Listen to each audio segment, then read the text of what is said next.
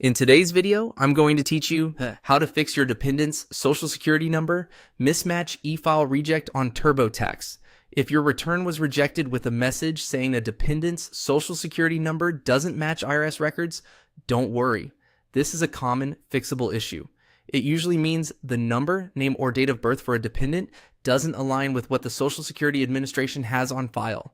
The correction happens right where you manage personal details. Start by heading to the My Info section in TurboTax.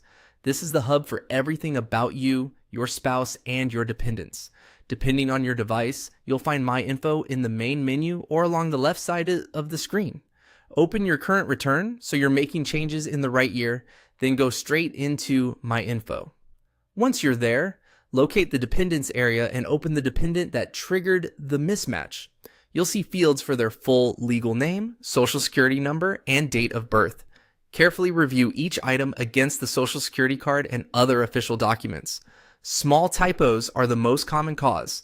Transposed digits, an extra space, or a missing letter in the name can trigger a rejection.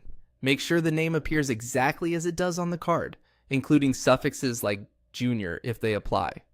For the social security number, compare every digit and be mindful of easy mistakes like mixing up 0 and O. You don't need dashes. TurboTax will format it for you. If the dependent is a recent newborn, confirm that a social security number has actually been issued. If it hasn't, the e-file system will flag the entry until the official number is available. Also confirm you didn't accidentally enter an individual taxpayer identifications number or an adoption taxpayer identification number where an SN is required, and double check that you didn't reuse the taxpayer's or spouse's number in the dependents field. While you're reviewing, ensure the date of birth is correct and matches what the Social Security Administration has, as this is part of the match check. If the dependent has multiple last names or recently changed names, use the exact name tied to the SSN. After you've verified and corrected any typos, save your changes and continue. TurboTax will rerun its accuracy checks, and once the information matches official records, your return should clear that rejection reason.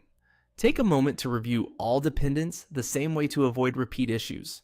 With those details squared away, you're ready to proceed confidently with e-filing.